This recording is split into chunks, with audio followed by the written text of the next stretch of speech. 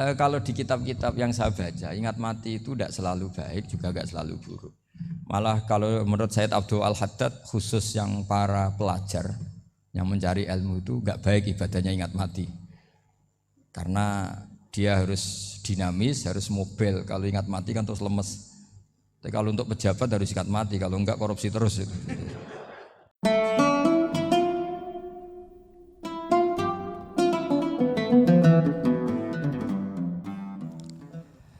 Bismillahirrahmanirrahim. Rabbi syrah li sadri wa yassir li amri wa hlul 'uqdatam min lisani yafqahu qawli.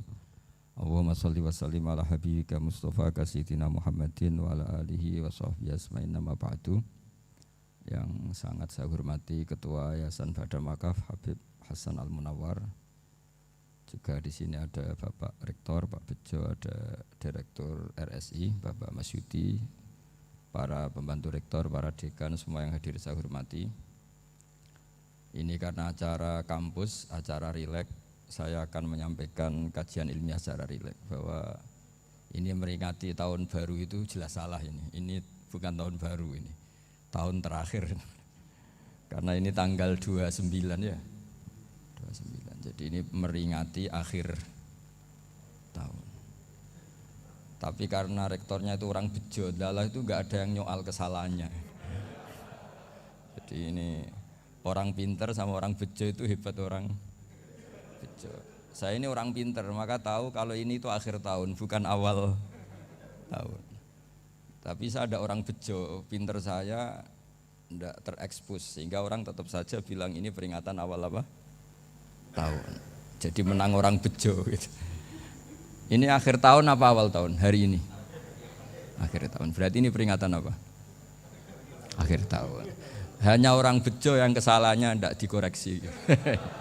Jadi ini alhamdulillah. Jadi ya tapi ini kesalahan yang tidak maksiat. Insya Allah dimaafkan Allah Subhanahu Wa Taala ini karena kesalahan itu ada dua. Ada kesalahan yang maksiat, ada kesalahan yang tidak maksiat. Saya punya komitmen terhadap agama ini. Baik tadi yang dikatakan Pak Rektor, ada unsur ulama, ada unsur habaib, ada unsur pengusaha, ada unsur birokrat. Di antara kenangan-kenangan saya dari Syekhina guru kita bersama Kiai Haji Maimun Zubair, beliau itu sering dawuh, sering ngendikan. Dan itu saya sampaikan juga ketika 7 hari wafatnya Agus Robah, cucu Mbah Maimun, putra Agus Subah. Di antara yang beliau katakan itu adalah sok hak agama itu sing gawe pegawai negeri. Itu berkali-kali beliau ngendikan gitu. Ya saya agak bantah. Lah kalau santri bah, ya santri karuan mesti gawe agama, tapi sok ben sing gawe pegawai negeri. Setelah saya jadi kiai dan penelitian, saya itu berkali-kali didatangi dokter, tentara, juga polisi. Mereka sering bilang gini, Gus saya ini dokter negeri. Saya ke NTT, ke Papua, karena saya muslim, berkebutuhan Islam, maka dibikinkan musola, dibikinkan masjid. Kalau kiai tidak bisa, bikin sendiri urunan mau narik siapa. Mau narik tarikan di jalan yang mau nyumbang siapa. Tapi kalau kebutuhan negara, karena tugas negara, ya difasilitasi negara dan tidak dianggap misionaris karena negara. Begitu juga di beberapa negara yang non-muslim kayak di Argentina, di Venezuela itu ada masjid, ada kajian Islam ya karena duta besar dan itu aparat negara. Disinilah kearifan para ulama berkoalisi dengan umarok dengan makna yang positif bahwa agama ini harus ditopang umarok, sistem negara. Tentu di situ ada tentara, ada polisi, ada macam-macam. Kita sebagai kiai juga enggak berdaya di depan para bandar narkoba apa-apa kalau enggak ada BNN. Kita mau apa dengan korupsi kalau enggak ada KPK. Sehingga kearifan para guru-guru kita, mulai Mbah Maimun, bapak saya sendiri, NU, Muhammadiyah, semua ormas-ormas Islam itu pasti maulah kerjasama. Karena kita siapa ya? Kalau enggak kerjasama. Dan di antara pesan Rasulullah SAW adalah yaduwahi ma'al jamaah. Jadi apa ya, kebersamaan itu sudah berkah. Fa inna yadallahi ma'al jamaah. Jadi berkah. Lalu kenapa saya kalau ngaji bawa kitab? Ini agak sebetulnya itu lazim. Lazim itu suatu yang harus. Tapi karena kelamaan mubalek itu tidak pakai kitab. Seakan-akan bawa kitab itu yang aneh. Sebenarnya aneh mereka. Karena begini logika simpelnya ya. Umat Nabi ini berhak dapat apa coba? Berhak dapat warisan yang paling luhur, paling hebat, paling jernih. Apa itu Quran dan hadis? Pertanyaannya, siapa yang paling punya hak otoritatif untuk menerangkan Quran hadis? Ulama. Ulama yang mana? Ya yang kapabel, yang sudah diakui dunia kayak Imam Ghazali, Imam Bukhari, Imam Syafi'i. Artinya kalau kita tidak pakai materi itu ulama mendapat pikiran kita, bukan mendapat pikiran mereka. Saya ulang lagi, kalau kita tidak pakai materi yang otentik, yang orisinil, umat ini mendapat pikiran kita, bukan pikiran mereka. Maka saya berusaha supaya teman-teman atau semua umat Islam dapat pikiran-pikirannya Imam Ghazali, pikiran-pikiran Imam Bukhari, pikiran-pikiran Abul Qasim Al-Junaidi, kejernian-kejernian Abu Yazid Al-Bustami. Kejernian itu diantaranya adalah misalnya makalah yang menurut saya itu makalah yang super. Jadi untuk ngadepi krisis karena COVID atau karena apalah. Itu lama dulu sederhana sekali. Beliau-beliau punya rumus yang mungkin jarang didengungkan orang, tapi saya akan kampanye rumus ini. Al-istighna, hakikatul istighna itu adalah al-istighna anis syai' labihi. Jadi pemenuhan kebutuhan yang sebenarnya adalah kita berusaha menghindari sebanyak mungkin kebutuhan yang sekunder, yang enggak penting. Bukan memenuhi semua yang kita inginkan. Jadi misalnya begini ya, kalau kita lapar, itu keinginan kita itu makan enak apa asal makan? Tentu jawabannya asal makan yang sehat. Tapi kalau nuruti nafsu kita, makannya yang enak, teman makan ya enak. Terus di warung yang favorit. Ini kan satu kebodohan. Kenapa untuk makan saja butuh definisi sekian banyak? Yang kita harus kecewa, warung favoritnya bisa sudah tutup. Atau kita ke sana harus macet. Ribet. Yang benar-benar arif dan bijaksana itu adalah al-istighna anis syai'. Sesuatu yang tidak mendesak itu jangan jadikan kebutuhan. Sehingga kalau kita puasa misalnya, semua makanan itu enak karena kita sangat lapar. Sehingga Abul Qasim Al-Junaidi ketika ditanya, ma idamu to'am, lauk makanan itu apa? Jawabannya lucu, alju, lapar. Kalau kamu lapar ya semuanya enak. Ini sudah mulai hilang. Kita bilang makan enak itu ya sate, ya gulai, ya pizza yang kita senang. Akhirnya apa? Untuk nikmati nikmatnya Allah itu kita jadi ribet. Apalagi yang orang-orang fasik harus ditemani perempuan yang tidak halal misalnya, atau harus ada ajudan, ribet. Nah pertanyaannya, orang yang ribet sama yang enggak ribet itu pinter mana? Pinter yang enggak ribet. Nah ini kearifan-kearifan yang mulai hilang. Lalu siapa yang bisa mewarisi itu? Ya ulama. Jadi ulama itu cara berpikir sebenarnya simple. Makanya mereka sering kalau tahajud itu, di antara makalah Sayyidina Ali paling terkenal dan yang menjadikan beliau punya derajat yang luar biasa itu adalah kafani izzan an takuna li robban wa kafani fakhran an akuna laka abdan.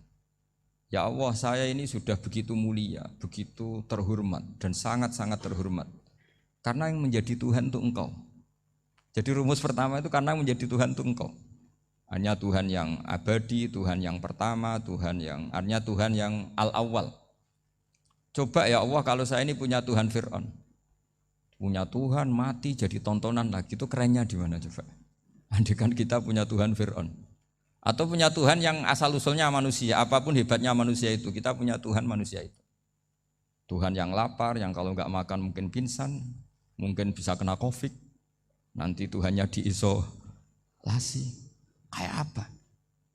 Makanya ketika Tuhan Allah menyindir ketuhanan selain Allah itu, Allah hanya menyindir dengan kalimat sederhana, kana yakulani to'am, yang kamu tuhankan itu masih makan. Artinya kalau nggak makan ya lemes. Jadi lama-lama ada orang gini, alhamdulillah tadi Tuhan mampir ke saya, kelihatannya lapar, setelah tak kasih makan sehat lagi.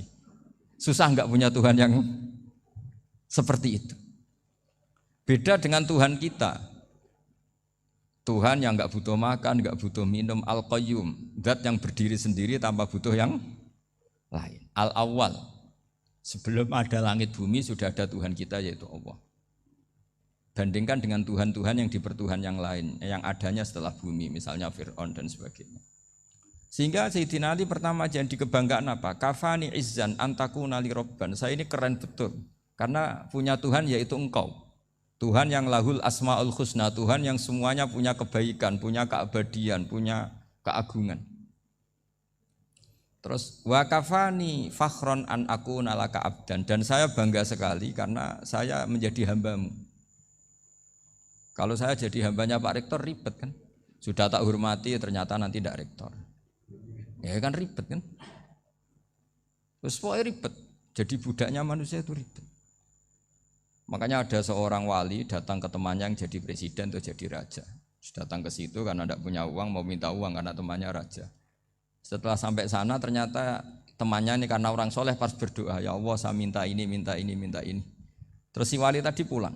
Tanya, kenapa kamu pulang? Ternyata dia sama, masih minta-minta kayak saya. Jadi sederhana deh. Sama-sama minta kamu, minta zat yang kamu mintain katanya. Jadi dulu itu orang itu sebegitu dekat dengan Allah. Sehingga si raja ini terus ketemu wali tadi tanya, kenapa kamu menyepelekan saya padahal sekarang saya raja. Terus ditanya sama wali tadi, karena temannya, kalau kamu di padang pasir tidak bisa minum dan harus minum 1 gelas, dengan ongkos kamu harus mengasihkan semua kerajaan kamu demi minuman itu. Pilih mana, minuman apa tetap jadi raja? Ya saya milih bisa minum. Saya tidak raja tetap hidup, tapi kalau nggak minum mati. Bagaimana Anda bangga dengan satu kerajaan sing la yusawi kak samain, yang tidak sama dengan segelas air. Jadi artinya terus mereka melihat jadi raja itu ya biasa, jadi presiden biasa, jadi rektor biasa. Karena mereka biasa berlogika hakikatul izzah itu ya at-taqarrub ilallah, yang benar-benar terhormat itu ya dekat dengan Allah. Begitu seterusnya mereka bikin paradok-paradok yang aneh, tapi itu menjadi pelajaran. Bapak saya Ki Nur Salim itu senang baca anekdot Nasiruddin Koja. Itu kalau bikin orang-orang aneh, itu dia datang ke satu pesta, pakai baju lusuh, pakai sarung lusuh atau celana lusuh, sama Sohibul Bed yang punya acara dibiarin. Setelah dibiarin dia pulang pakai jas, pakai dasi, pokoknya keren. Dihormatin, pakai alpat, pokoknya dihormatin, silakan. Pas dia disuruh minum, minumannya itu disokkan saja ke sakunya. Jas, kamu harus minum yang banyak, karena kamu yang dihormati, bukan saya. Terus makanan ya semuanya diletakkan di saku, ada nggak? Ayo kamu makan yang banyak. Alpatnya juga gitu, dikasih sate, ayo kamu makan yang banyak. Mereka tidak melihat saya, melihat kamu. Akhirnya orang satu pesta itu istighfar semua, berarti kita ini salah. Terus dia pidato, kenapa kamu uang gitu? Tadi saya datang, orangnya sama. Gara-gara beda pakaian, penghormatannya beda. Berarti yang berhak dapat makanan ini jasa ya, bukan saya. Betapa naifnya kita sebagai orang. Ternyata kita masih hormat sesuatu yang seperti itu, yang atribut lah. Jadi orang-orang sufi itu orang yang bisa menertawakan dunia. Akhirnya ya, pertama dia dianggap orang gila, masa jas dikasih makan, dikasih minum. Tapi secara fikih dia benar, haram dia makan. Karena pas dia datang dibiarin, setelah pakai jas dikasih makan. Berarti hakikat yang dapat rezeki siapa? Jasnya apa orangnya? Jasnya apa orangnya? Jasnya. Jadi itu orang-orang sufi, kearifan orang-orang dulu itu bisa ngelola hal-hal yang keseharian menjadi luar biasa. Ada seorang wali melihat istrinya makan 1 piring, anaknya makan 1 piring. Ditanya, kalian kenyang? Wah kenyang sekali. Melihat anaknya minum kopi 1 cingkir senang, kalian senang sekali.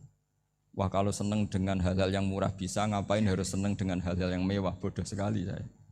Sehingga terus mereka bisa qanaah. Qanaah itu ya hidup itu simpel, sederhana. Jadi tentu saya tidak akan ngomong yang muluk-muluk, selain itu tidak bidang saya juga apa ya. Kita ini butuh obat di kondisi Covid seperti ini, butuh kesederhanaan, butuh apa ya? Istighna tadi, kita harus istighna billah an ghairillah. Jadi sudah cukup bahwa Allah ini segalanya. Sehingga tadi saya dengarin himnenya Unisula, yang paling saya kagum adalah dimulai dengan kalimat-kalimat thayyibah.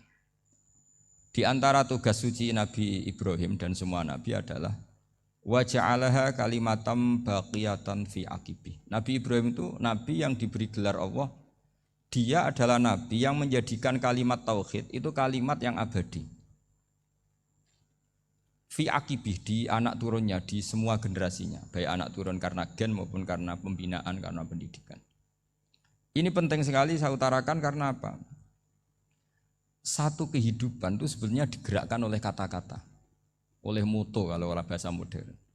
Sehingga banyak ulama mengatakan al-ibarat kutun li'ailatil mustami'in, bahwa redaksi atau moto atau pegangan hidup itu penggerak kehidupan. Sehingga sebetulnya manusia itu digerakkan oleh kalimah-kalimah itu, oleh moto-moto itu, oleh prinsip-prinsip hidup itu. Misalnya orang Palestina itu tiap hari ke pasar gitu. Mereka ke laut gitu. Ditanya, kenapa tidak takut tembak Israel? Jawabannya lucu. Kena tembak ya mati, enggak makan ya mati.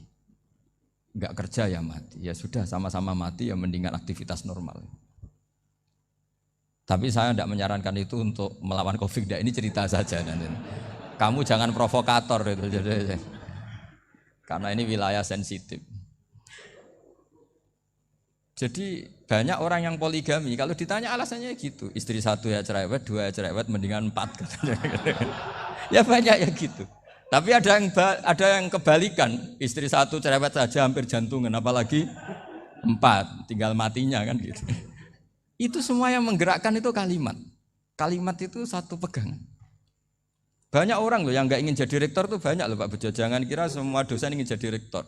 Melihat rektor sibuk rapat, mempertahankan reputasi Unisula, terus sering pegang kepala. Ngapain repot-repot? Jadi tukang sapu aja dapat gaji, ngopi, rokokan, selesai. Bodoh amat jadi rektor, mikir orang banyak.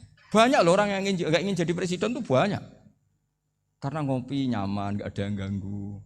Mau tidur sampai jam 9 siang juga nggak ada yang ganggu. Sehingga mereka melihat pegawai negeri itu gak keren, orang kok diatur jam, disiplin. Itu memang cara Allah membagi rahmat. Mau kamu apakan coba? Cara syukurnya dia seperti itu. Bapak saya dulu tuh sering ngajarin saya, diajak jalan-jalan pagi-pagi. Melihat orang ngopi, makan uduk itu bapak seneng. Kok enak jadi wong awam. Ngene esuk-esuk nyemak bocah kesel kabeh kono enak ngopi rokokan.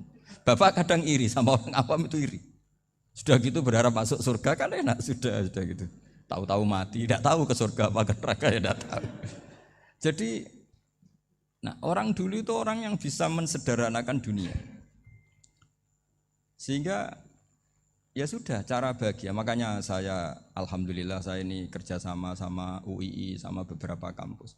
Memang amdan itu sengaja. Kampus itu ya punya sistem yang nggak bisa mewakili sistem kiai. Kiai juga punya sistem yang nggak terwakili oleh kampus, juga sebaliknya saling melengkapi. Saya sering ketemu rektor UII, rektor kampus-kampus Islam. Mereka cerita, Gus pendidikan pondok harusnya dimodernkan gini-gini. Saya bilang, kalau pondok modern kayak kampus itu nanti saya ketemu Allah tidak bisa jawab. Kenapa Gus? Saya beri contoh gini. Kalau misalnya perempuan perawan lah atau apa saja, pokoknya perempuan, mau tanya tentang menstruasi atau haid. Kalau semuanya sistem kampus, dia harus kuliah dulu. Registrasi dulu, kuliah dulu, bayar dulu. Dan dapat jawabannya nunggu mata kuliah pas itu. Bandingkan kalau sistem pondok, saya tuh sering ke pasar sama anak saya dicegat sama ibu-ibu. Gus, anak saya ngalami gini-gini, keluar darah terus menerus, gak 6 hari tapi 1 bulan penuh. Itu hukumnya apa Gus ya? Nanti saya mau sowan ke jenengan. Enggak usah sowan di sini aja. Ya sudah, sebelum mengeluarkan darah yang rutin seperti itu biasanya haidnya berapa hari? 6 hari, ya sudah ikut yang 6 hari, yang lainnya istighatsah. Ngoten tok Gus, ya udah ya. Begitu terus di masalah udhiyah. Ya coba kalau semuanya pakai sistem kampus, daftar dulu, bayar dulu. Jadi ini nggak ada jawabannya, nunggu mata kuliah itu. Baru dapat jawaban, itu biasa nggak sholat bertahun-tahun karena belum ada jawaban tentang itu. Nah itu kalau misalnya orang mati, tahunya cara memulasara jenazah itu nunggu kuliah dulu, pas mata pelajaran itu dulu, baru menangani orang mati. Berarti orang mati itu tergeledak semua. Tapi kalau kiai kan enggak. Kesini orang mati terbakar, kalau dimandiin malah badannya copot-copot, itu gimana hukumnya? Ini ada orang mati Gus Kendat, ini disolati apa enggak? Ada orang mati oplosan ya kan? Itu disolati enggak? Saya sering ditanya gitu. Gak usah registrasi Pak Rektor. Gak usah registrasi, gak usah daftar, gak usah seminar. Makanya kalau orang kampus wani kiai itu ya kualat tenan gitu, karena ini yang on time ya. Tapi pondok seperti saya ya ikrar seikrar-ikrarnya pentingnya kampus karena melatih efisiensi waktu, disiplin, tata kelola manajemen sehingga kita ya hormat. Tapi tadi kita harus saling melengkapi sehingga saya tunjukkan ke publik bahwa saya hormat sekali sama polisi, sama tentara.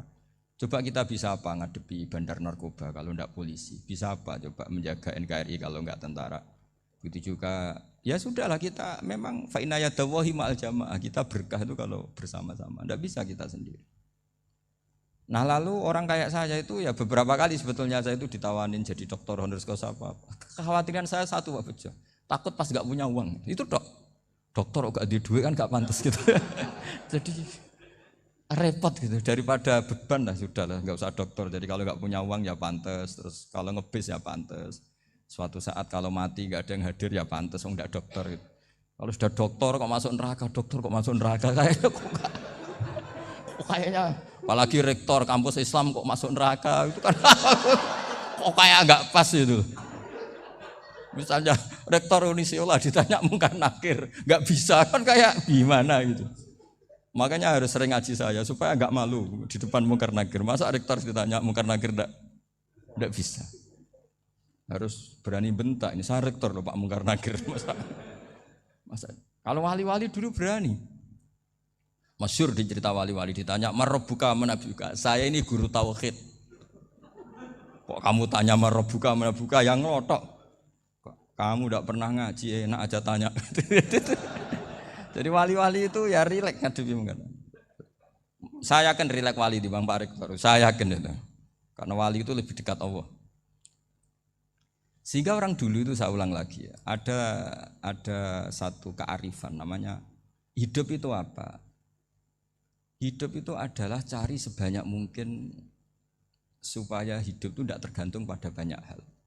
Sehingga misalnya cara berpikir orang-orang modern itu sebenarnya banyak orang-orang ilmuwan yang nggak ngagumi Amerika.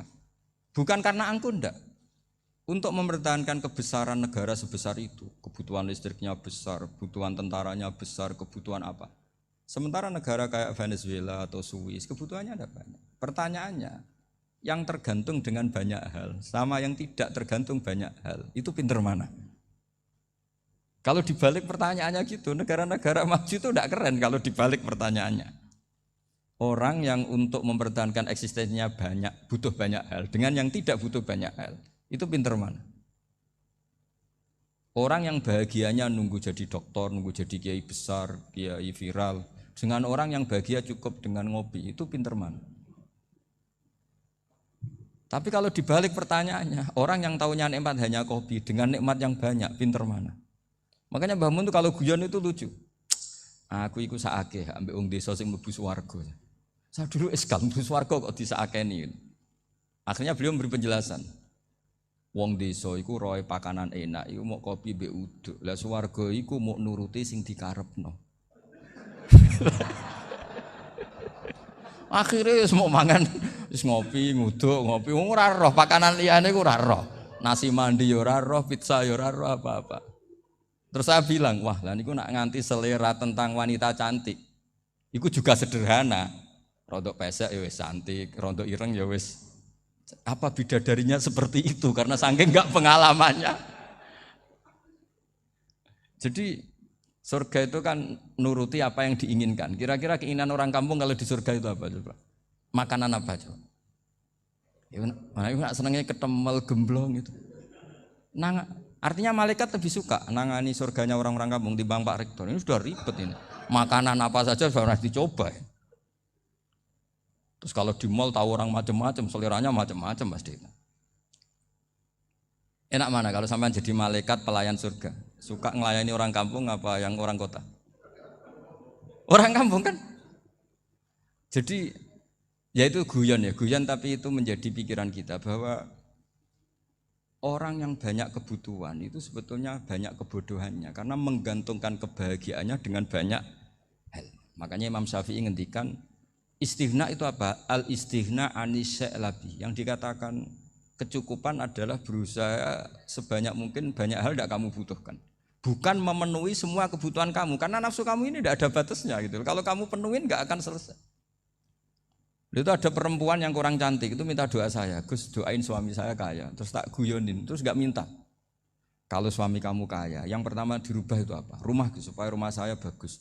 Kedua apa? Mobil supaya mobil saya bagus. Nanti yang dievaluasi itu kamu. Mobil bagus, Alphard, rumah mewah, istrinya kamu pasti itu dievaluasi. Langsung enggak usah sudah gini aja kan. Jadi pertama yang dievaluasi itu kaya itu, coba kalau suami kaya itu yang dievaluasi pertama rumah ya, rumah ganti. Setelah itu apa? Mobil. Kira-kira berikutnya akhirnya sudah enggak jadi. Nabi Ibrahim itu pernah minta umur panjang. Keren umur panjang. Sama Allah enggak dijawab. Datang orang tua gitu mertamu ke Nabi Ibrahim. Terus disuguhi dikasih kurma. Apa itu? Kok kurma apa? Anggur yang sudah matang sekali. Sudah dimakan. Setelah dimakan meler keluar lagi. Dimakan lagi meler lagi. Terus Nabi Ibrahim masuk lagi ke kamar. Ya Allah, doanya tak cancel. Nanti kalau saya tua kayak itu. Jadi Allah itu enggak jawab langsung tapi ngirimkan itu. Akhirnya ya Allah enggak jadi. Nanti takut itu. Saya pernah ngalami jadi kiai tadi, ada ibu-ibu ya enggak pati cantik lah. Suaminya tuh miskin sekali. Minta doa saya supaya kaya, bareng tak kasih pertimbangan itu udah enggak usah enggak jadi. Jadi itu kearifan. Tapi kearifan ini harus kita tanamkan. Saya enggak bisa membayangkan Indonesia yang besar ini andai kan enggak ada qanaah. Nerimo ing pantum. Coba sekarang ada Covid. Andai kan Indonesia tuh kayak Perancis. Saya beberapa kali punya tamu orang yang hidup lama di Perancis, bahkan dapat istri orang Perancis. Itu dulu gak begitu mencintai Indonesia. Tapi setelah di Perancis 2 tahun, wah Indonesia hebat. Di Perancis itu kata dia kalau cerita, semua kebutuhan masyarakat itu dibebankan ke negara. Apa saja minta negara, apa saja nyoal negara. Sementara Indonesia, coba kalau Indonesia mengalami seperti ini kok tidak ada qanaah rimo ing pantum, bisa kios Indonesia. Orang miskin nyalahkan negara, kelaparan nyalahkan negara, apa saja. Tapi barokahnya dididik kiai, jogeman nyalahno wong liya. Urip pun romo ing pandum, diame. Sampai gak ngerti kalau Covid. Banyak tuh orang-orang kampung itu, orang lugu-lugu itu. Mbah niki saking Covid, salam ning Covid, muga-muga umure panjang. Dikira Covid itu nama orang yang ahli sosial itu. Mbah niki dana saking Covid. Matur nuwun sampekno salamku muga-muga umur panjang. Bingung kan yang nganterin ini. Ini gimana yang mau menjelaskan? Memang enggak paham. Ribet kan. Tapi saya pastikan bahwa dengan keadaan seperti ini kita bahagia, kita stabil, itu jelas barokahnya kalimat tadi, moto tadi atau pegangan hidup tadi. Makanya disebut al-ibarat qutun li'ailatil mustami'in, bahwa redaksi atau kata-kata atau pegangan atau filosofi hidup, apalah namanya itu adalah penyemangat. Penyemangat. Karena kata-kata ini memang luar biasa.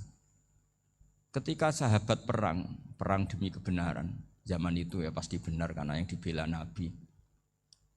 Dulu itu kan enak zaman Nabi, yang dibela mesti benarnya, musuhnya mesti salahnya. Sehingga dulu itu memang harus tegas. Kalau sekarang mau tegas gimana? Yang kamu bela tidak mesti benar, musuhnya tidak mesti salah.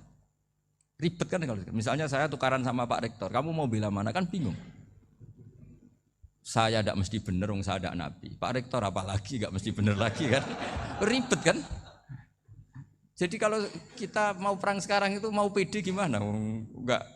Makanya banyak ulama sekarang tuh mau tegas tuh enggak berani karena ya banyak hal yang abu-abu lah wilayahnya, misalnya pilihan presiden atau pilihan bupati, pilihan menteri. Kamu mati-matian bela itu, yang kamu bela tidak mesti benar, musuh kamu tidak mesti salah.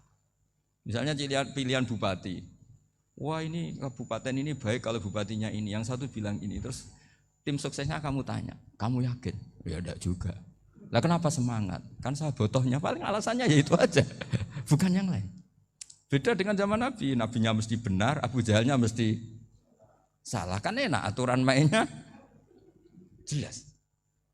Singkat cerita dalam perang itu banyak sahabat yang alami luka, ngalami apa gitu.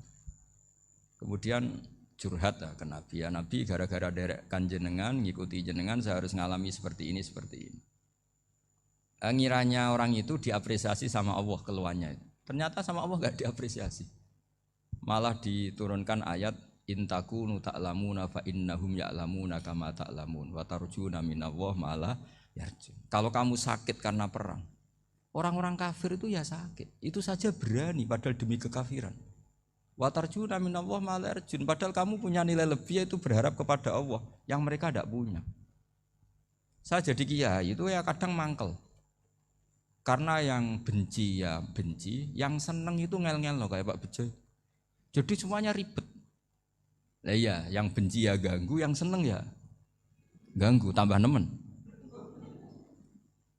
Seribet. Tapi kalau sudah ingat bandar narkoba, mereka berhadapan dengan polisi, kadang ditembak karena kesalahannya terlalu fatal. Antar persaingan mereka juga bisa tembak-tembakan karena merebut pasar narkoba. Itu saja mereka berani. Kok kita yang jadi kiai kadang dicium tangannya, dihormati gak berani, hanya takut apa ya musibah-musibah kecil lah, atau problem-problem kecil. Lah iya, kalau kita bandingannya gitu. Kalau kamu mau tahajud kedinginan, itu masih nanti dihisab Allah itu gitu. Maling ayam itu keluar malam-malam, hanya dapat ayam. Itu gak takut dingin. Ya gak takut digebuki masa. Kamu mau tahajud saja takut dingin.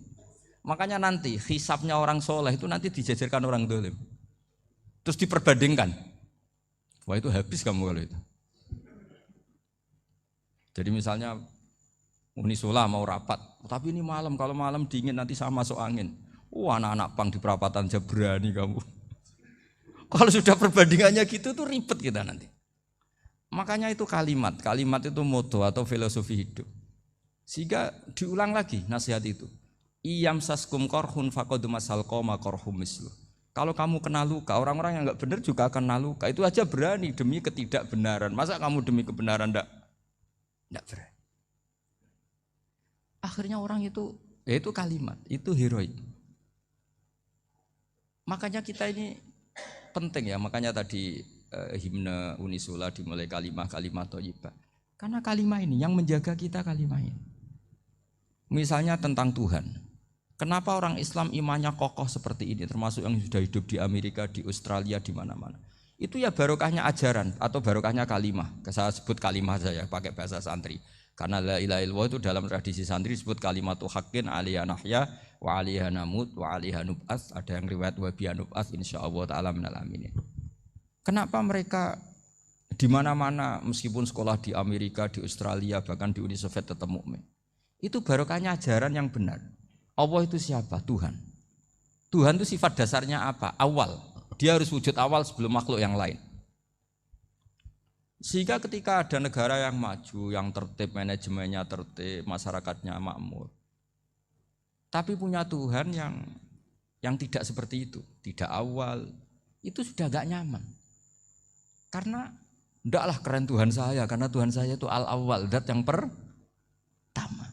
Tuhan saya keren lah, zat yang gak mati. Tuhan yang gak mati, yang gak pernah mengalami kematian.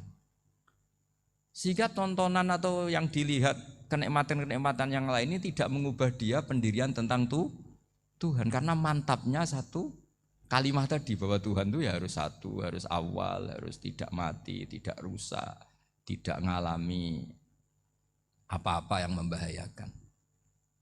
Sehingga ketika ditawarin Tuhan yang lain meskipun menjanjikan secara finansial atau kemakmuran, mereka gak tertarik. Itu coba, itu barokahnya makmur apa barokahnya ajaran? Barokahnya ajaran, sering negara Islam itu kalah makmur dengan mereka, tapi barokahnya ajaran ini tetap apa? Tetap Islam. Makanya Nabi Ibrahim, Nabi yang sukses bikin wa ja'alaha kalimatam baqiyatan fi aqibi. Sehingga kita ini bekti sama orang tua misalnya, itu ya karena ajaran. Suwargamu itu karek wong tuamu, nak wong tuamu ridho, Allah ridho, nak ora ridho, Allah ora ridho. Ridho wa fi ridhol walidain wa sakhatu wa sukhtu wa fi sakhatil. Sehingga ketika ada orang tua yang agak brengsek gitu, anak-anak tetap hormat. Punya orang tua yang miskin, yang sudah miskin, tukang tombok nomor, banyak kan di kampung gitu. Ya tetap hormat. Coba kalau dari awal kita ngajari orang tua kamu hormati ya, kalau baik, kalau enggak usah. Bisa geger Indonesia. Tapi barokahnya ajaran-ajaran itu Indonesia tertib karena ada ajaran. Nah ini di sini pesantren dan Unisula semua harus berkontribusi membuat ajaran yang benar itu adalah ciri utama Islam. Sehingga Islam ini dimulai dengan ajaran kalimatu haqqin alaiha nahya wa alaiha namut. Sehingga kita tenang seperti ini. Saya ini termasuk kiai yang tenang. Meskipun kata orang banyak saya ini kiai besar, tapi termasuk kiai yang paling tenang. Termasuk yang paling tenang. Karena saya ini pakai mazhab orang-orang hebat. Saya berkali-kali cerita, orang kayak Imam Syafi'i itu orang yang luar biasa. Saya berkali-kali cerita, orang yang tadi nyium tangan kamu ya Imam Syafi'i, di belakang tuh ngerasani kamu, menghujat kamu. Jawabannya enak saja. Berarti saya alhamdulillah orang yang wibawa. Buktinya di depan saya enggak berani. Jadi enteng saja. Diceritain sebagian kampung, sebagian separuh dari warga kamu itu enggak suka kamu. Ya bagus lah enggak suka saya, enggak akan utang duit saya. Di mana-mana orang utang tuh karena teman dekat. Kalau enggak seneng pasti minimal enggak utang, enggak pinjam mobil, enggak pinjam apa. Berkah mana yang seneng sama yang gede. Jadi dianggap enteng saja. Semua yang dialamin dianggap enteng saja. Misalnya punya istri pemarah, ya baguslah marahin suami. Kalau marahin tonggo malah ribet. Jadi kamu harus terima kasih kalau dimarahin istri. Baguslah marahin saya mah, kalau marahin tonggo ribet. Jadi enteng saja. Tapi kita sekarang itu karena nafsu ya, sehingga menghadapi hidup ini ribet. Ulama dulu kalau mau mati itu senengnya bukan main. Sudah lama saya ini ingin gak maksiat. Kayaknya gak maksiat paling efektif itu mati. Ya tidak apa-apa Gusti, kalau sebaiknya mati ya mati aja. Enteng saja. Jadi melihat kematian itu akhir dari segala keburukan atau potensi keburukan. Apapun baik kita sekarang, suatu saat mungkin kita gak baik. Yang bisa menghentikan ketidakbaikan atau potensi ketidakbaikan itu apa coba? Mati kan? Berarti mati itu mengerikan apa menyenangkan? Mesti kamu tidak berani menjawab. Meskipun secara ilmu kamu berani, tapi secara rasa agak berani kan? Saya ulang lagi ya. Yang bisa menghentikan keburukan atau potensi keburukan itu apa coba? Apa? Kematian. Berarti kematian itu menyenangkan atau menyusahkan? Apapun kamu tidak berani jawab karena kamu agak-agak duniawi itu kelihatannya. Tapi secara ilmu, kamu tahu kan kalau mati itu tidak buruk-buruk banget. Karena apa? Itu akhir dari segala keburukan. Sehingga Nabi ngajarkan kalimat itu begitu luar biasa.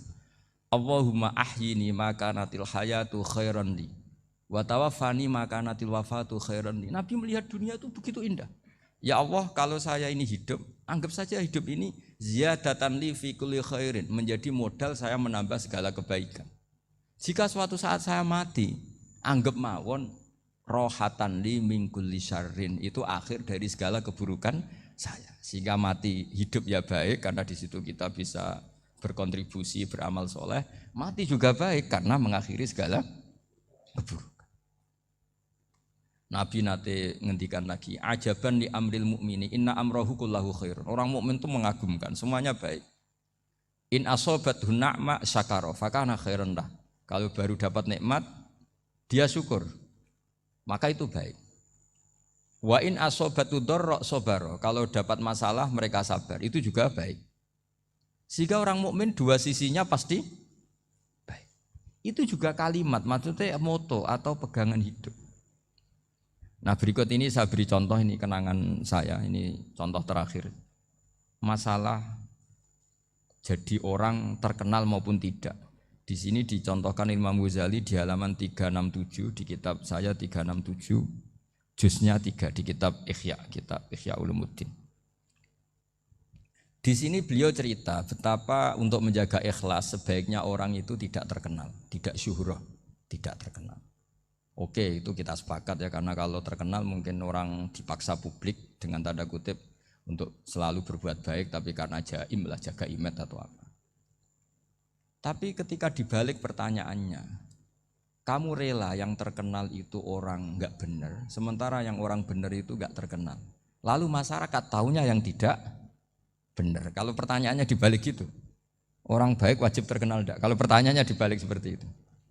Dokter yang benar tidak terkenal, yang malpraktek terkenal. Kamu ingin kondisi seperti itu? Enggak ingin kan? Kampus yang bagus enggak terkenal, kampus yang bagus enggak terkenal, yang enggak bagus. Nah, artinya apa? Gara-gara olah kata, olah pikiran, ini logika jadi rubah. Lagi-lagi apa? Jawaban itu ada di kata-kata sebetulnya. Makanya bab-bab seperti ini tidak usahlah kita berdebat, berpolemik, sebaiknya orang itu humul, menutup diri, apa sebaiknya orang terkenal, itu enggak perlu seperti itu. Sudah terserah Tuhan saja. Makanya saya mulai dulu ngaji sampai sekarang itu ya tidak punya punya ikon tertentu atau punya website tertentu, enggak. Sudah terserah pangeran, sudah. Saya juga tidak sok suci materialistik atau enggak, ya enggak mikir saya. Bukan apa-apa ya, karena saya ini kiai, jadi biasa urusannya sama Allah, tidak sama makhluk. Jadi pusing kalau sama sarah-sarahnya makhluk itu pusing. Meskipun rektor kalau nasihati saya pasti tidak saya terima, itu tetap makhluk, itu sudah tidak ngefek kalau saya itu sudah ada itu. Bukan karena saya sombong, ya memang makhluk betul gitu, bukan. Cuma nasibnya bejo aja, tapi makhluk tetap makhluk. Saya beri contoh ya. Ini makalah yang ditulis Imam Ghazali. Ya, i'lam aslahaka Allah anna aslal jah wa intisarus sayyid atau sayyidi wal istihar. Wa huwa mazmum itu. Balil mahmudu al-khumulu illa man saharahu wa ta'ala linasri dini min ghairi takallufi talabi syuhrati minhu. Jadi kalau kamu ingin ibadah kamu selamat, ya kamu jangan terkenal. Tapi resikonya adalah kalau kebaikan itu tidak terkenal, maka enggak dikenali. Kalau enggak dikenali berarti masyarakat hanya punya percontohan yang tidak baik, karena yang baik tidak terkenal.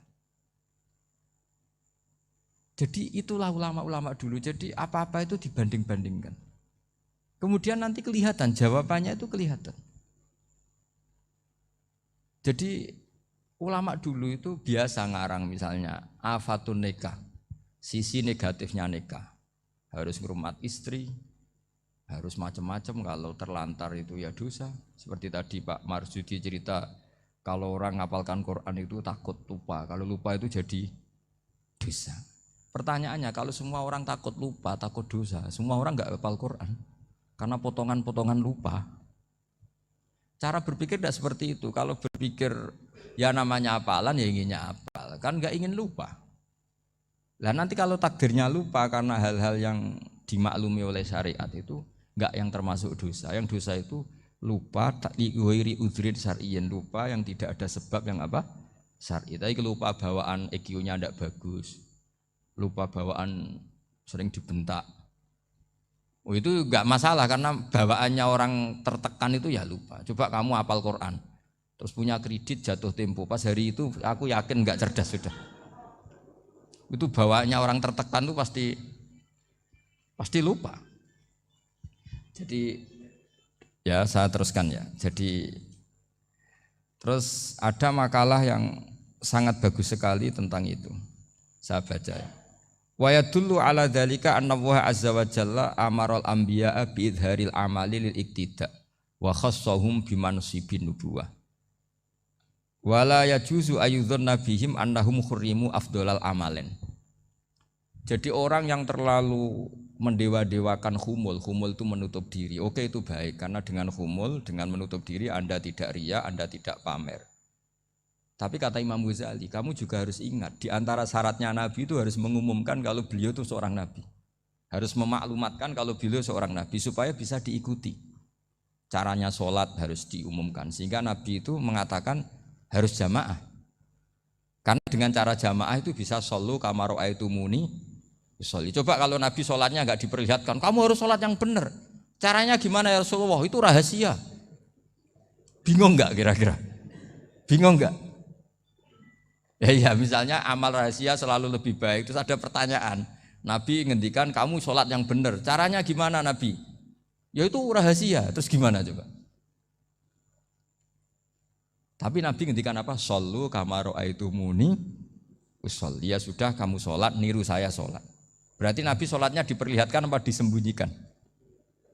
Diperlihatkan. Jadi begitu juga saya berkali-kali bilang, orang tahu kalau itu bidan ya berdasar tulisan itu bidan. Tahu kalau itu dokter gigi ya itu dokter gigi. Jangan sampai gara-gara tidak ada tulisan mau beli alat bangunan di dokter gigi.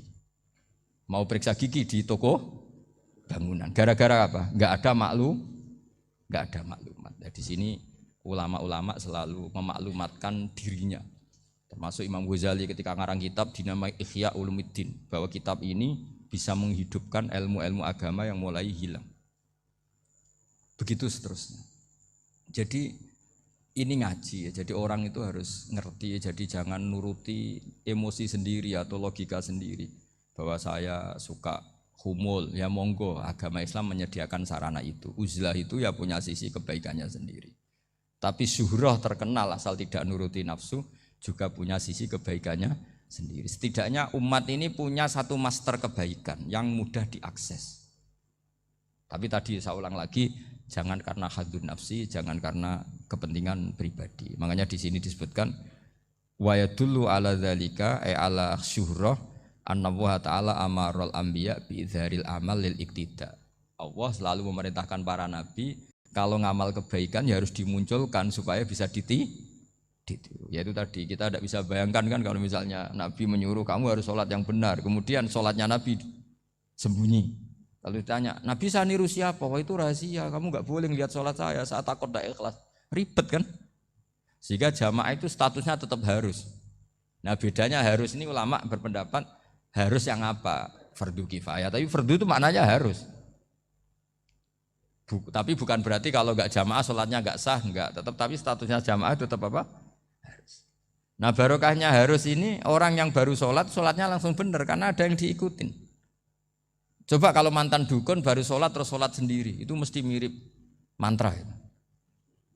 Karena dia enggak ada master percontohannya.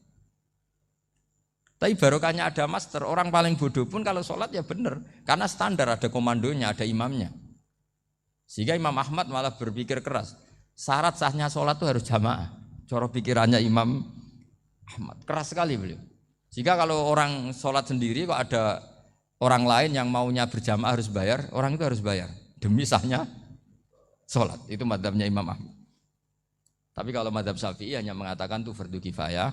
Yang kalau satu komunitas gak mau melakukan semuanya apa? Dosa.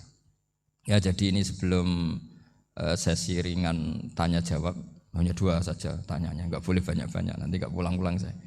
Jadi tak baca lagi biar dapat berkahnya Imam Ghazali. Wa qala qaumun asirru afdalu minal alaniyati.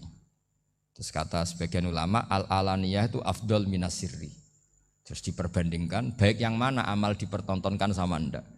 Terus kata Imam Ghazali, kalau orang itu bisa jaga tidak riya, maka sebaiknya dipertontonkan karena kebaikan harus yang muncul, bukan yang tidak baik yang muncul. Makanya ketika Unisula memaklumatkan diri sebagai ingin jadi generasi khairah ummah, itu kalau diterjemah itu kan, wow, khairah ummah, umat terbaik. Itu kan kayak agak angkuh. Tapi nggak apa-apa, itu nggak apa-apa. Masa kita kampanye Unisula siap degradasi moral kan ya lucu kan, masa jualan gitu kan ya lucu. Ya sudah, kita memang ingin mengkhidmati ummah, berbakti dengan umat, membantu supaya jadi generasi khairon apa? Ummah. Tidak apa-apa, dimaklumatkan supaya dengan itu umat punya sarana. Oh kalau ingin jadi khairon ummah kuliah di sini. Jangan lalu enggak gitu. Ya sama kita dokter, maklumatkan saja dokter gigi, dokter kandungan, dokter bedah. Sehingga orang kalau mau bedah ya jangan ke dokter kandungan. Jadi barokahnya maklumat ya. Jadi saya mohon sekali ini, saya sendiri sebetulnya orang yang enggak siap terkenal sebetulnya, tapi ya sudah terserah Allah saja. Kalau itu cara Allah menyebar kebaikan, ya monggo. Pokoknya kita tawakal saja sama Allah Subhanahu wa Ta'ala. Ya, saya kira demikian. Assalamualaikum warahmatullahi wabarakatuh.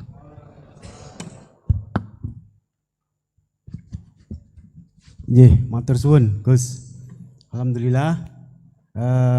Sesi tanya jawab Gus 2 ya, ini ada dari Yogi Banjarmasin, satu tipe dengan Ahmad Banyuwangi, satu tipe jungan Rizka Pekanbaru yang dari Banjarmasin itu. Gus mohon izin ngaji lewat jarak jauh baik melalui YouTube ataupun lewat medsos. Namun sanadnya bagaimana Gus? Sebab masa kini belum bisa ketemu langsung. Terus Rizka Pekanbaru ini trik mendidik akidah anak sejak dini pripun. Terus Ahmad Banyuwangi ini bagaimana kaum milenial, ini karena setipe Gus, generasi XYZ yang lahir tahun 2000-an, bagaimana membuat menarik belajar tasawuf bagi generasi anak-anak. Ngomong niku. Tapi setunggal tipe nih tasawuf. Bagaimana belajar tasawuf untuk generasi-generasi yang cik nom-nom niku. Terus satu itu setipe dengan mendidik anak. Kemudian yang nomor 2 mohon izin ngaji jarak jauh. Sanadnya pripun karena belum bisa ketemu. Begini ya, saya mungkin yang kesekian kali ya punya tamu dari Kalimantan, dari Sulawesi. Memang kalau sebagian mereka pernah mondok itu tersiksa karena ngaji saya hanya lewat virtual atau lewat medsos. Kebaikan itu pasti sudah benar. Jadi dengan ketemu langsung maupun enggak itu secara sana itu sudah cukup. Cuma ada beberapa kebenaran yang butuh jelimet, butuh tahqiq, itu yang harus ketemu langsung. Tapi kalau yang kebenaran-kebenaran umum itu tidak perlu, karena kebenaran itu bahasa lainnya itu al-ma'ruf, sesuatu yang mudah dikenali oleh akal, oleh nurani, oleh komunitas, oleh sistem sosial. Sementara mungkar itu sesuatu yang aneh. Andai kan tidak ada agama pun, orang akan bilang selingkuh itu mungkar. Andai kan tidak ada agama pun, sesuatu milik siapa harus jelas.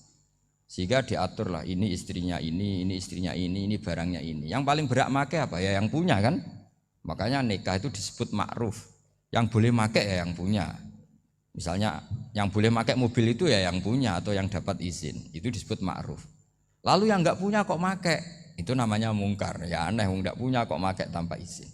Sehingga kebaikan-kebaikan seperti ini enggak butuh sanad karena semua orang pasti kenal. Makanya disebut kebaikan itu al-ma'ruf. Kemungkaran disebut mungkar. Jadi ma'ruf maknanya arafahul aklu, akal ini mudah menerima. Mungkar maknanya angkarohul aklu, akal ini menjadi aneh. Kan nggak mungkin lah orang yang waras mau ini ada minuman, kalau kamu minum hilang kesadaran, minuman ini halal, itu aneh nggak? Aneh kan? Tapi kalau kebalikannya ini minuman manfaat untuk stamina, manfaat untuk kesehatan, maka ini halal. Nah agama itu datang dengan sesuatu yang ma'ruf dan menolak sesuatu yang mungkar. Nah kebaikan-kebaikan seperti ini itu Pak Rektor gak perlu sanad karena itu sudah lazim, sudah keniscayaan. Lalu ada kebenaran yang butuh detail. Misalnya begini, wali nikah itu siapa? Wali nikah itu adalah bapaknya dan mbahnya misalnya. Nah kalimat dan mbahnya ini salah kalau dalam fikih Islam. Karena mbah dalam bahasa Jawa itu bisa mbah dari ibu. Sementara dalam otoritas Islam nggak memberikan hak ke mbah dari ibu. Seperti ini nggak boleh. Terus misalnya orang Kalimantan nikahkan putrinya dinikahkan oleh mbah dari ibunya hanya karena berdasar fatwa. Oh kemarin Gus Baha atau Kiai siapa dawuh wali itu kalau nggak bapak ya mbah. Wong ini mbahnya. Nah itu butuh detail. Yang dimaksud mbah di bab wali adalah abul ab, bapaknya bapak, bukan sekedar mbah. Nah hal-hal seperti itu mohon sekali untuk tidak kesusu atau tidak tergesa ngambil kesimpulan karena itu butuh fikih yang apa? Detail. Ya butuh fikih yang apa? Detail. Padahal istilahnya sama, wali itu bapak dan mbah. Sehingga dalam kitab-kitab matan misalnya kalau ada fa'ahakul auliya bitazwid abun summa jaddun itu pasti sama sarah dikritik. Al-aula ayyakula abul ab, seharusnya jangan dikatakan mbah karena kalau mbah memasukkan dari ibu, yang benar adalah abun fa'abul ab, bapaknya bapak.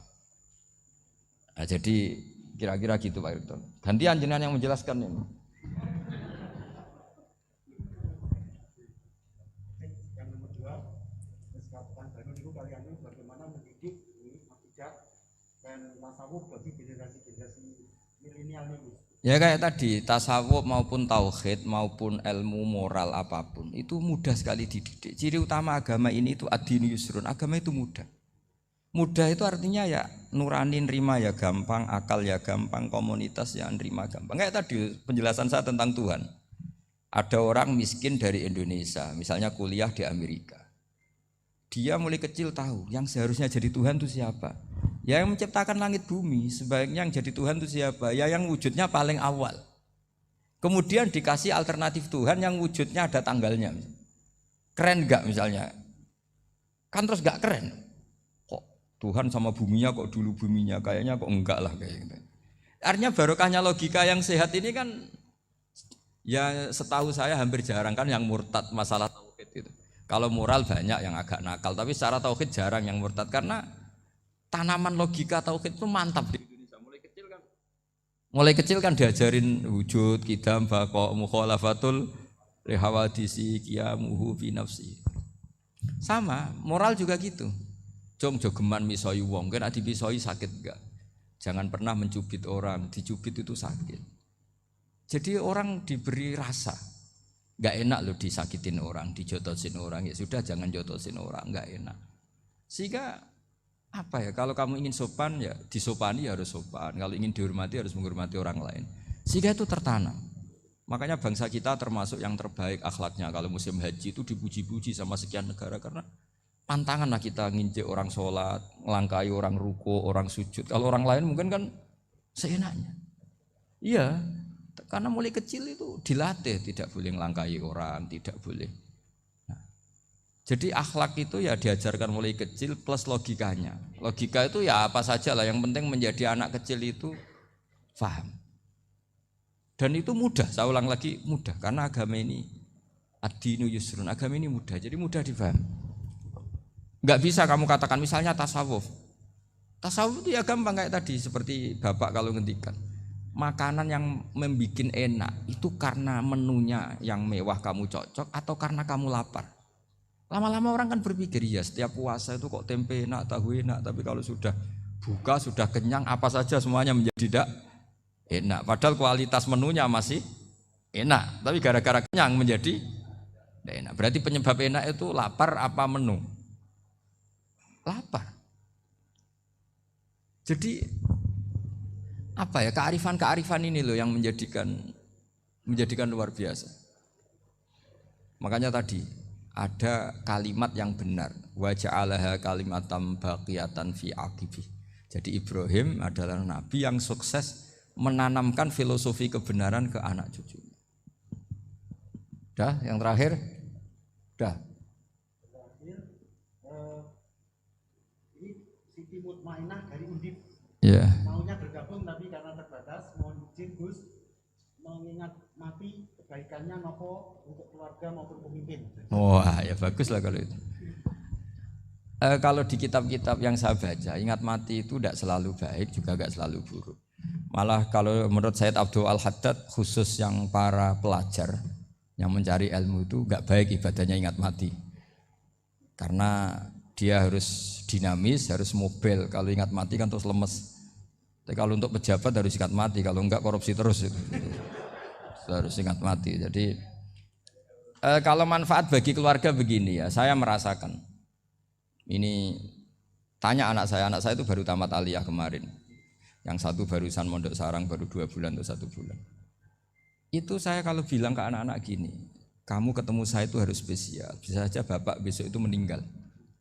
Jadi semua hari itu spesial. Karena jangan-jangan ini kenangan terakhir. Nabi itu kalau ngajari orang supaya sholat khusyuk, sholli ka'annaha sholatu muwaddi'in. Kamu sholat seakan-akan itu sholat terakhir kamu. Wah itu mesti serius. Kamu ketemu istri seakan-akan terakhir pertemuan kayak mau pergi ke New Zealand atau ke Amerika. Aja malam itu spesial karena besok istri saya pergi. Bayangkan kalau itu terakhir mau mati. Sampai ngamuk serasido lah kan gitu. Jadi hikmah ingat mati itu makanya Nabi diantara riwayat ya. Meskipun riwayat ini diperdebatkan, tapi jelas ini satu petua yang baik. Wa'mal li akhiratika ka'annaka tamutuhud, dan kamu beramal untuk akhiratmu seakan-akan besok itu mati. Maka sholat kita akan spesial, hidup kita akan spesial karena kenangan kita terbaik ya sekarang, besok sudah mati. Sehingga anak-anak saya itu sama saya itu senang sekali. Saya juga sama anak-anak senang. Karena kesempatan ini tidak selalu ada. Jadi, tapi ada kalimat untuknya wa'mal lidunyaka i'mal lidunyaka ka'annaka ta'isu abadan. Untuk duniawi kamu seakan-akan hidup selamanya. Itu maksudnya itu rileks saja.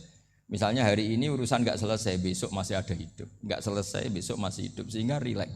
Tapi kalau urusan akhirat harus selesai sekarang karena besok sudah mati. Jadi ingat mati itu positifnya ya tadi, semuanya akan indah. Coba orang yang mau meninggalkan Indonesia, misalnya nyuwun sewu LSM yang biasa demo atau mahasiswa yang biasa demo, terus tawarin, besok kamu kuliah di Rusia. Itu warung apa saja kenangannya baik semua karena mau meninggalkan Indonesia. Tapi kalau tahu gak meninggalkan Indonesia, demo terus. Orang-orang sering demo, tawarin ke luar negeri, kira-kira mau enggak? Pasti lebih suka apa? Indonesia. Orang paling miskin yang ngeluh terus di dunia ngeluh gak pernah nikmat, tawarin mati, mau enggak? Enggak mau kan? Nah, jadi untuk supaya hidup ini nikmat, semuanya itu anggap kenangan terbaik Anda dan itu bisa saja kenangan terakhir. Makanya resepnya Nabi supaya sholat khusyuk apa? Sholli sholatam wadiin, kamu sholat ka'anha sholatum wadiin, seakan-akan itu sholat apa?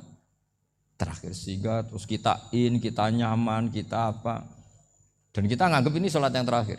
Nanti ternyata masih lagi, ya sudah itu sholat yang terakhir lagi, sehingga semuanya apa? Spesial. Ya gitu Pak Rektor.